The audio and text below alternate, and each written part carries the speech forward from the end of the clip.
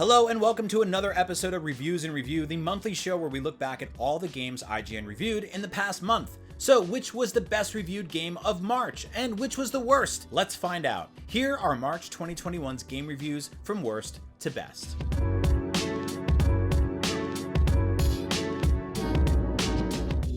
Let's kick things off with Balan Wonderworld. Now, if you loved the classic Sega platforming game Knights back in the day, well, you should probably just replay that again rather than buy its modern spiritual successor, Balan Wonderworld, which Tom Marks reviewed, giving a 4 out of 10.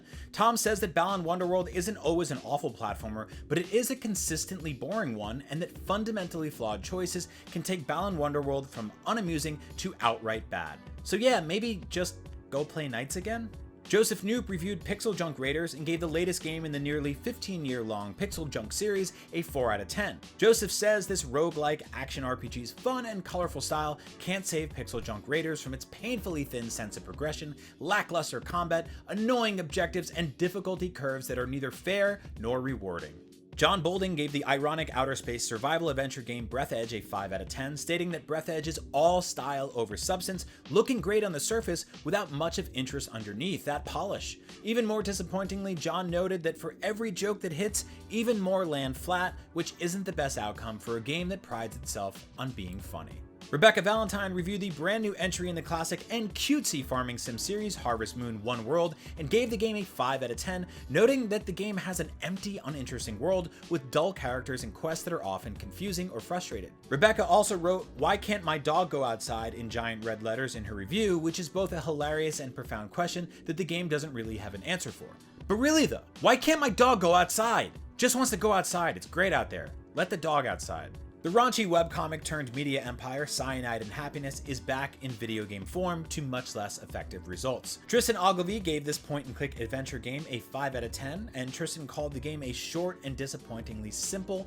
point-and-click adventure with plot and puzzle solving that are every bit as paper-thin as a comic strip. Tristan also reviewed the alternate history World War II adventure game Paradise Lost and gave the game a mediocre 5 out of 10, stating that it fails to take full advantage of its gripping premise and the haunting atmosphere of its setting, falling short of the standards set by other first-person narrative experiences released in recent years. Up next, it's Sunday for IGN's Monster Jam Steel Titans 2 review, which Luke Riley gave a 5 out of 10. Actually, Luke only gave it 1 5 out of 10, not 3. 3 5s out of 10 would be 15, which is higher than 10. It would break our score. It'd be bad. I wanted to keep doing that yell the same word thing 3 times. Anyway, Luke says the car-crushing monster truck game's bland and poorly presented chore-like approach to its career content turns one of the most grin-inducing spectacles in motorsport into a remarkably dull experience. In slightly better but still not great news for racing game fans, Luke Riley gave the off-road, high-octane, energy drink-fueled motorcycle game Monster Energy Supercross a 6 out of 10, calling the game a little rudimentary in both steering away from courting new fans and not quite doing enough to compel existing players to upgrade. Cam Shea gave the Immortals Phoenix Rising Myths of the Eastern Realm DLC a 6 out of 10, citing its lack of ambition and inability to distinguish itself from the base game's adventure as a bit of a letdown. He also called it a swing and a myth, which I thought was very funny and deserves to get some love in this aggregate reviews video too. Swing and a myth. Mitchell Saltzman gave the slick neo-retro platformer Narita Boy a 6 out of 10 and said there's so much to love about Narita Boy's style, which makes its comparably simple combat and exploration all the more sad to see. Mitchell praised the 2D sprite work, animations, and soundtrack, but didn't like that the simple combat gets stale early on and stays that way. The satirical lair-building strategy game Evil Genius 2 World Domination got a 6 out of 10 from Liana Hafer. Liana says the game is plagued by a clunky, needy world map layer and confusing, poorly communicated objectives, but that it was possible to see the promise of a dastardly good time of laying traps and spinning plates hiding underneath it all through brute force and trial and error. The mind-bending PC and PlayStation puzzle game Maquette received a 7 out of 10 from Tom Marks. Tom said Maquette is an incredibly clever and absolutely gorgeous first-person puzzle game, even if it doesn't really push the boundaries of its own recursive concept in any particularly surprising ways, but that it still manages to be a lovely mind-tickling evening well spent. And really, who doesn't love a good mind-tickling evening well spent? I know I do.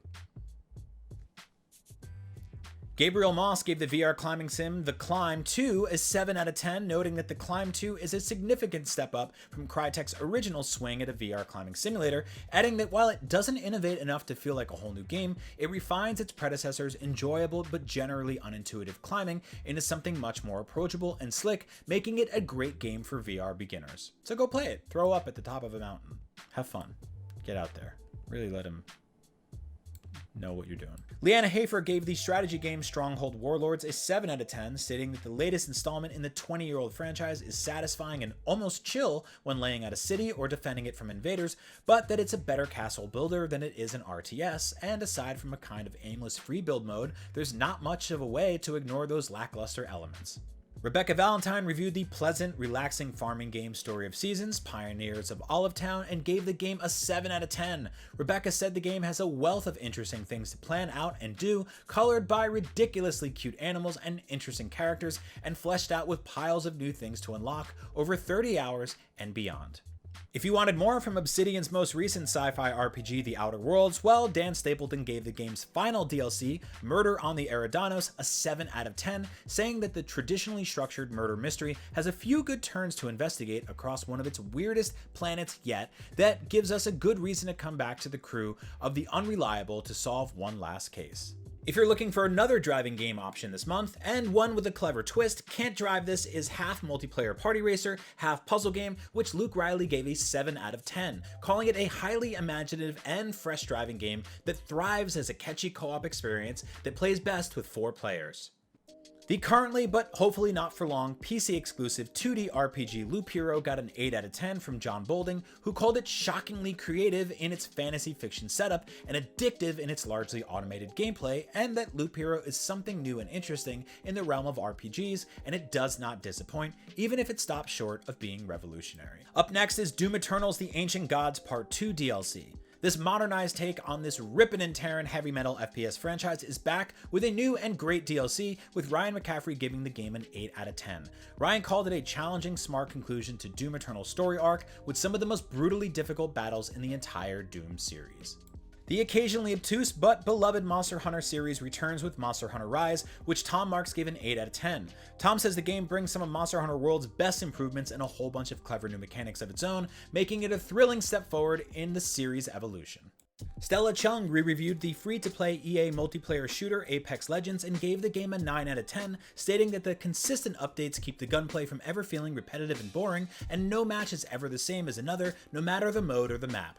She also gave the recent Nintendo Switch port a look and found that it performs surprisingly well enough at 30 frames per second, but heavily sacrifices graphics for performance, adding that it's not completely terrible, but everything seems a bit fuzzy, making enemies harder to see beyond a medium to long range distance, especially when playing on a bigger screen. Mike Epstein gave the multiplayer slasher film simulator Dead by Daylight a 9 out of 10, stating that years of content updates and performance tweaks have made it the best asymmetrical multiplayer game around, and that the game has been copied many times since, but never surpassed. Great news for both the efficient, unpredictable killers and elusive survivors in your life. Joseph Fair's insane new co-op action platforming game It Takes Two got a 9 out of 10 from Tristan Ogilvy, with Tristan calling the game spectacular, beautiful, and breakneck paced, bubbling over with creativity, playfulness, and experimentation. So it was nice to see a co-op game that will bring us together rather than tear us apart! Although this might still do that. I don't know, I haven't played it yet. One of 2019's greatest RPGs, Disco Elysium, is back in Final Cut form, with Simon Cardy giving the newly revamped re-release a review of 10 out of 10. Simon says the game removed any of the minor gripes he had with the original by adding new quests and a full cast of well-voiced characters, elevating it from an already phenomenal RPG to a true must-play masterpiece. So basically, if you waited to play this game now! And that was a list of every game IGN reviewed in March. Which games did you play? Which games did you skip? Let us know in the comments below, and for all things reviews, re-reviews, reviews and review, and re-reviews and review, stick with IGN. Thanks for watching, and if you made it to the end of this video, I give you a 10 out of 10.